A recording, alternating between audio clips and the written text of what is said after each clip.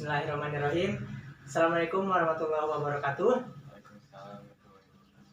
Selamat pagi adik-adik. Alhamdulillah ya, sekarang kita lagi posisi santai karena kakak juga baru nyampe rumahnya pemateri kita selanjutnya ini. Nah, namanya ini Kak Alfi ya. Nah, jadi kakak mengenal Kak Alfi itu sama kayak diantara kalian juga. Dulu tuh waktu dia masih SMA masih segini gitu ya. Jadi waktu dia masih SMA kakak masuk ke sekolahnya dia gitu. Jadi dari sanalah kakak mengenal Kak Alfi ini. Oke, Kak Alfi makasih ya udah masuk ke kelas online kita. Nah, jadi buat adik-adik pengen kenalan dulu nih sama Kak Alfi. Silahkan Kak Alfi kenalan dulu. Baik, perkenalkan, nama saya Muhammad Alfi Syaifillah. Boleh panggil Alfi. Sebenarnya nama panggilan tuh banyak sih, cuman gak apa-apa lah Alfi aja. Kemudian alamatnya di Jampang Kulon, Sukabumi. Sekarang saya adalah seorang mahasiswa di UII atau Universitas Islam Indonesia, jurusannya D3 Analisis Kimia. Oke, siap. Cukup Kak Alfi perkenalkannya. Oke. Masih ya, Kak Alfi udah masuk ke kelas online kita, berbagi cerita bersama adik-adik. Oke Kak Alfi, jadi sama kayak video sebelumnya, kita akan membahas tentang biaya kuliah ya. Karena bagaimanapun, biaya kuliah itu hal yang paling penting dalam kita menempuh pendidikan ini gitu ya. Jadi silahkan Kak Alfi ceritakan bagaimana biaya yang harus kita keluarkan selama menempuh pendidikan ini. Mungkin saya akan mulai dari biaya masuk ya. Ya, biaya masuk siap. Biaya masuk, jadi di UI itu ada yang namanya catur dharma. Itu tuh untuk pembiayaan pertama. Tapi itu tuh bisa diangsur. Jadi nggak, misalkan catur dharmanya sebesar 10 juta misalkan, langsung bayar gak kayak gitu, tapi diangsur gitu selama 4 kali angsuran. Nah, untuk besarnya biaya catur dharma itu tuh bergantung pada ini jurusannya masing-masing. Kalau jurusannya yang istilahnya yang bagus gitu, bukan bagus ya, semua jurusan juga bagus istilahnya, lebih banyak ininya lah, lebih banyak apa namanya, peminat sama kayak jurusan kedokteran kayak gitu udah pastilah ya besar. Oh iya, benar-benar. Kayak gitu, kayak arsitek gitu udah pasti besar. Cuman untuk biaya catur dharma jurusan saya pribadi itu hanya 6 juta kalau nggak salah kemarin itu ya, 6 juta ya. Itu untuk jurusan D3 Kimia Analisis di UI itu catur dharmanya 6 juta, itu diangsur selama 4 kali seperti itu ya. Kemudian kita masuk ke SPP. Nah, di UI itu tak kenapa ya, UI itu kadang selalu istilahnya beda sama yang lain kampusnya. Oke. Unik. Gimana? Jadi kalau di UI itu kan biasanya ya orang bayar SPP itu kampus lain tuh 1 semester sekali. Nah, kalau di UI itu 1 semester itu 2 kali. Jadi ya. Per 3 bulan bayarnya. Nah, kalau jurusan saya per 3 bulannya itu paling besar maksimal itu tuh 3,5 juta. Nah, itu tuh udah nggak bayar SKS lagi, udah masuk uang praktikum, udah masuk kelas SKS dan segala-galanya lah. Udah masuk. Jadi untuk biaya awal Kak Alfi bisa kan 6 juta tuh dicicil 4 kali ya? Ya. Berarti bisa 4 kali ya? 6 juta bisa 4 kali. Berarti bisa 1,5 ya? Iya. Kan? Iya. Ya berarti 1,5, terus tadi biaya per semesternya 2 kali. Iya. 3 juta. Iya. Nah, berarti untuk biaya awal masuk cukup ngeluarin 45 jutaan aja ya? Iya, itu kalau untuk jurusan saya seperti itu. Oh, oke. Jadi gitu ya adik-adik. Ada lagi tambahan biaya lagi? Enggak sih.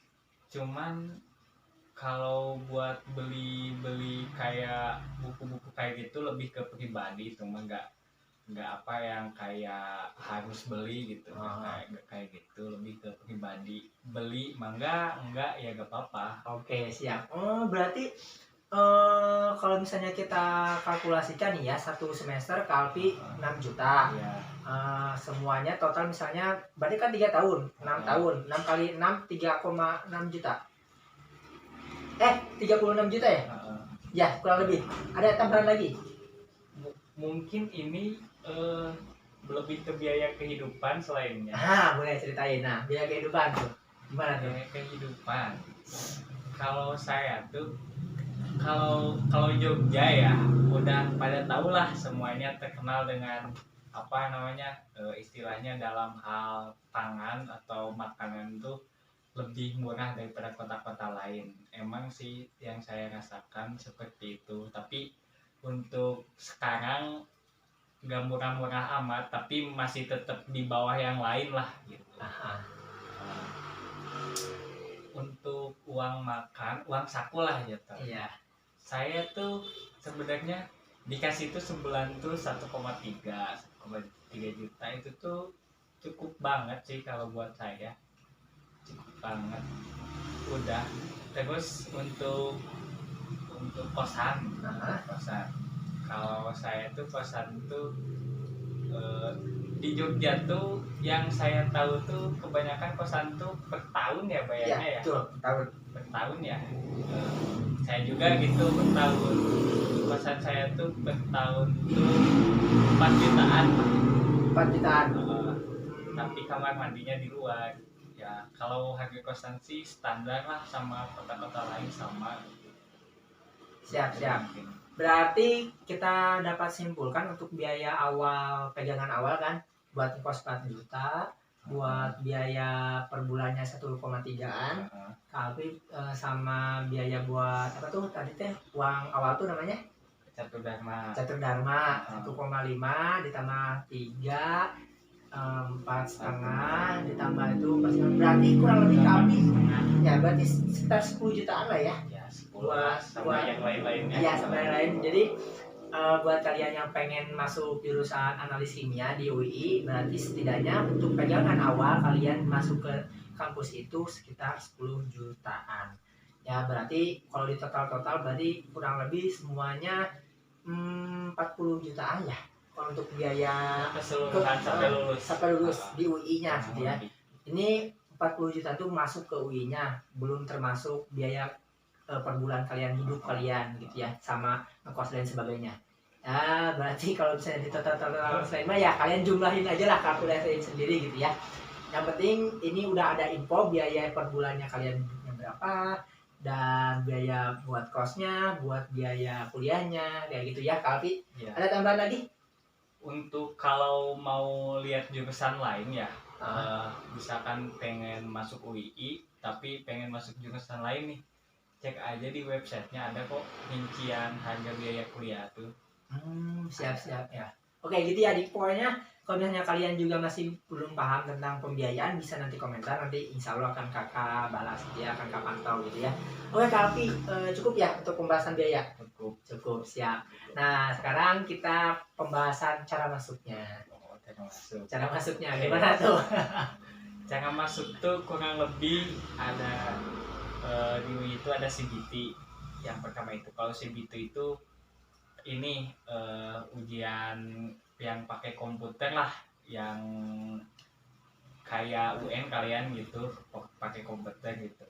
Nah itu tuh bisa langsung keluar hasilnya, itu tuh lulus atau enggak, ya kayak gitu. Itu tuh bisa dilaksanain di kampusnya langsung, atau ada di beberapa tempat yang jadi kerja sama UI. Kalau di daerah Sukabumi biasanya yang ngadain CBT itu Semansa Sukabumi itu ngadain CBT.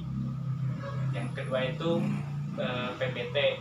Kalau PBT itu tes tulis pakai kertas biasa. Itu tuh, tapi kalau CBT itu ya yang pertama itu bebas, kita tiap hari misalkan 1 hari 3 kali juga gak apa-apa. Misalkan kita tes nih gak lulus, pengen tes lagi gak lulus lagi, pengen tes lagi gak apa-apa, sampai lulus CBT itu bisa. Tapi iya kayak gitu, tapi bayarnya tetap 1 kali CBT 1 kali bayar gitu. Berapa tuh? Sekitar 300.000 kalau CBT. Oke oke. Terus Bahkan teman saya juga ada yang nyampe 10 kali tes CBT baru masuk. 3 juta ya, lumayan. Lumayan gitu. Terus Kalau CBT kan jadwalnya tuh dari Senin sampai Jumat ya, Senin sampai Jumat itu tuh bebas, mau sehari 3 kali CBT bebas itu. Kalau PBT itu dia di jadwal ujiannya, ada jadwal ujiannya, dia tes tulis kayak gitu. Terus kemudian ada PSB. Kalau PSB itu singkatannya itu penerimaan siswa berprestasi. Itu tuh pakai nilai rapot kayak gitu kan, pakai nilai rapot. Terus mungkin kalau ada prestasi yang lainnya di apa namanya dilampingin, mungkin bisa ada prestasi apa-apa, nah bisa lewat jalur itu. Kemudian yang terakhir itu ada ini beasiswa tahfiz. Iya. Ada 4. Oke, selain CBT yang kan bayar tuh, yang jalur lain ada lagi nggak yang bayar? Sebenarnya yang CBT, PBT sama PSB itu bayar tiga-tiganya. Nah, berapa tuh?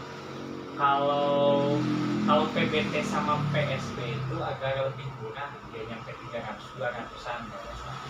Tapi sekali doang ya? Sekali doang. Yang CBT itu yang bisa berkali-kali ya? Oke. Nah, kalau Abi sendiri masuk lewat jalur mana? Oh, aku PSB. PSB, oke. Nah, gimana tuh? Ada wejangan nggak tips biar masuk lewat jalur itu PSB? Sebenarnya kalau lewat jalur PSB itu kayak kalian SNMPTN aja gitu, masukin nilai raport. Yang penting sih nilainya aman lah gitu. Kata-katanya di atas 85 lah udah pasti masuk. Kayak gitu sih. Oke. Udah nih. Udah. Cara masuknya itu saja, siap. Nah, terus kalau ini Kak Alpi sendiri ngambil jurusan ini alasannya apa? Alasannya tuh sebenarnya pas kelas 3 SMA saya tuh entah kenapa jadi suka kimia, suka pelajaran kimia Bu. Soalnya pada saat itu tuh kayak gampang aja gitu kimia. Wah, kimia asik nih. Terus saya juga kebetulan kan dari mulai angkatan saya 2018 UN itu kan bisa milih kalau misalkan jurusan IPA bisa milih biologi atau kimia atau fisika. Saya pun milih kimia dan paling sedikit yang milih kimia. Soalnya entah kenapa ya orang-orang tuh kayak yang wah susah banget gitu kimia gitu ya. Padahal menurut saya nggak susah-susah amat gitu. Malahan saya lebih suka kimia daripada biologi. Sumpah. Iya. Menurut aku tuh biologi susah, kecil mulu nilainya dari. Oke. Berarti alasannya karena memang suka pelajaran kimia ya. Ya. Dari sekian kan jurusan kimia tuh nggak kimia analis aja ya, ada kimia murni, ada kimia apa. Kak Alpi kenapa ngambilnya kimia analis? Soalnya analisis kimia itu, saya itu pas SMA tuh mikirnya lebih ke apa ya? Nyari jurusan, wah ini yang kira-kira jurusannya langka terus peluang untuk kerjanya banyak mana nih. Setelah aku lihat itu kan lihat wah kayaknya ini nih kimia analisis seperti itu.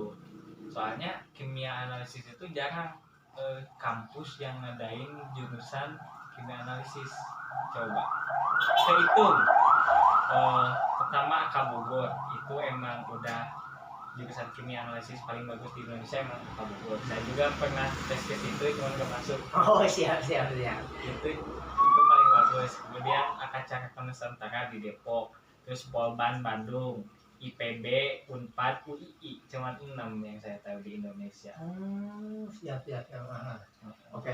Nah tadi kan kami ngomong masalah prospek ya, atau rencana ke depan. Kayak gimana emang tuh rencana ke depannya?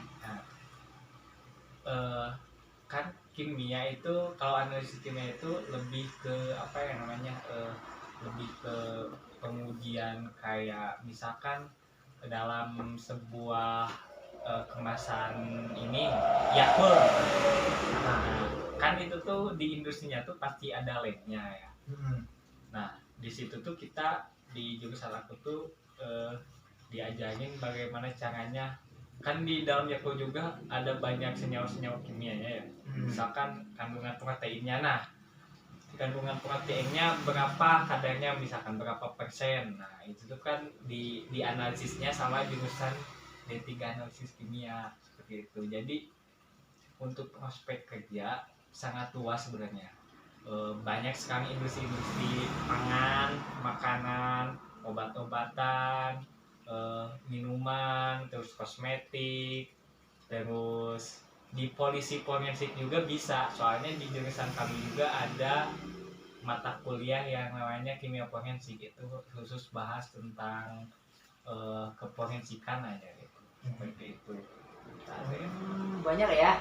Jadi dari sebotol Yakult tadi tuh kita nganggapnya ya udahlah tinggal minum, beli ini 10.000 ya selesai. Tapi bagi anak analis kimia tuh wah banyak ya, panjang ya prosedurnya ya sebelum jadi Yakult tuh. Nah itu cuma Yakult doang loh, belum lagi yang lain gitu kan. Oke gitu ya untuk masalah prospek. Nah ini Kalpi kita ngebahas beasiswa. Ada beasiswa apa aja tuh? Kalau beasiswa tuh mungkin yang namanya swasta ya nggak sebanyak beasiswa yang di negeri kalau menurut saya sih. Dan di UI juga nggak kayak gitu. Beasiswa dari luar itu sedikit, cuman yang saya tahu tuh ada beasiswa dari dalam, itu biasanya beasiswa mahasiswa berprestasi. Itu tuh beasiswanya tuh biasanya bebas uang semester. Itu tuh tiap program studi kalau nggak salah ada beasiswanya tuh kayak gitu. Kemudian yang tadi tahfiz tuh, kalau udah tahfiz mau masuk jurusan apapun, kalau udah hafal Al-Quran bebas 30 juz. Yes. Wih, Masya Allah. Dan dikasih juga kayak asrama gitu. Gitu ya. Oke. Nah itu beasiswanya berarti beasiswa setelah menjadi mahasiswa ya. Kalau sebelumnya nggak ada. Kalau sebelum itu kan tahfiz. Kalau tahfiz Bidik misi nggak ada. kan swasta kan nggak ada. Gitu ya. Ya. Soalnya beberapa kampus swasta juga ada tuh yang dapat bidik misi. Enggak ya. Berarti yang tadi tuh beasiswa bebas semester gitu ya. Itu cara dapetinnya susah-susah gampang nggak sih? Susah-susah gampang sih, harus struggle aja itu mah. Kan bersaing sama satu angkatan gitu, biasanya kan perangkatan gitu. Ya. Nah ini tadi saya lupa nanya mengenai kuota masuk berapa tuh, dari sekian berapa yang daftar, yang keterima berapa? Jujur kalau di jurusan kimia itu ya, kalau kalian daftar jurusan kimia, khususnya kalau di swasta, kalau di UI apalagi pasti masuk. Soalnya banyak orang yang udah kayak wah apa masuk jurusan kimia susah, udah kayak gitu. Jadi sangat-sangat sedikit yang daftar jurusan kimia itu gitu. Pasti masuk kalau di UI. Sampai dan bahkan dari dulu juga jurusan saya sampai sekarang masih belum nyampe kuota maksimal gitu setiap penerimaan. Soalnya emang gitu sih, kebanyakan orang kan emang udah gimana gitu, pesimis duluan ya sama kimia kayak gitu. Seangkatan berapa kali? Kalau angkatan aku seangkatan tuh cuma 105 ya? Ya. Padahal kuotanya lebih dari itu ya? Lebih dari itu. Oke guys, siap. Jadi kita review bentar. Jadi kita tadi udah ngebahas tentang biaya kuliah, cara masuk, belajarnya. Nah ini lupa, belajarnya apa aja? Belajarnya apa aja selama di ini? Kalau yang namanya di 3 pasti lebih banyak praktek ya. Emang untuk basisnya emang di 3 itu diarahkan untuk bekerja gitu. Dan saya kasih tahu buat kalian jangan kayak minder gitu, kayak masukin juga. Kebanyakan orang juga malahan yang banyak yang udah S1, misalkan S1 kimia murni atau S1 teknik kimia, mereka pun kerjanya sama-sama di ranah D3 gitu, di quality control kayak gitu, seperti itu. Ya, Mungkin kan. oke, siap. Jadi tentang pembelajaran kayak gitu ya, siap. Nah, terus Kak Alvin nih, kita kan tadi udah ngebahas banyak nih. Nah, sekarang mah sesi bebas nih. Kak Alvin mau menyampaikan apa ke adik-adik, silakan. Oh, mungkin menurut saya buat adik-adik yang mau masuk kuliah ya, yang paling pertama itu menurut saya jangan salah pilih jurusan, itu sih yang paling penting.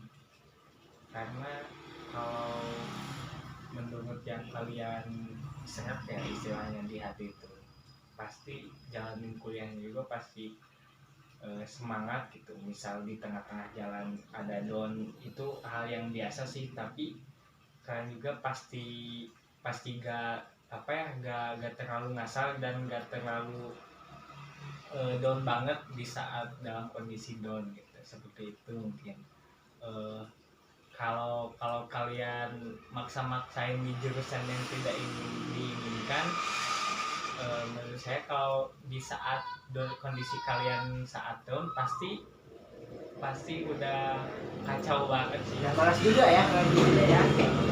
Kebanyakan kayak gitu, teman-teman saya kebanyakan pengalaman ya di jurusan saya juga, banyak yang keluar karena ya itu mereka tuh gak kayak asal-asalan aja, ngambil jurusan ini mau baik kayak gitu. Oh iya ya, benar siap. Jadi kayak Kak Alfi aja gitu, kalian tirunya gitu, apa yang disuka ya udah ambil aja itu gitu loh. Jadi jangan maksain ya. Jangan maksain dulu saya pengen itu padahal mah nggak ada kemampuan di sana ya. Jadi ya akhirnya kuliahnya amburadul, jadi ya kayak gitu deh, sayang biaya dan lain sebagainya gitu. Itu benar. Jadi itu ya adik-adik, kayaknya udah banyak nih yang kita bahas tadi, mulai dari biaya kuliah, biaya tempat tinggal, biaya hidup, cara masuk, belajarnya apa aja, beasiswanya gimana, terus kuotanya berapa dan lain sebagainya. Ada tambahan lagi Kak Alfi? Cukup mungkin. Cukup ya? Iya. Oke, gitu ya adik-adik, untuk pertemuan kita kali ini. Terima kasih sekali lagi Kak Alfi udah bergabung dalam video kita. Nah, buat kalian yang pengen tahu jurusan lain, kampus lain, pokoknya komentar aja, insya Allah nanti akan kakak carikan gitu ya. Kak Alfi, udah ya? Cukup? Udah, cukup. Oke, siap. Makasih ya adik-adik, sampai jumpa lagi di video selanjutnya. Terima kasih. Assalamualaikum warahmatullahi wabarakatuh.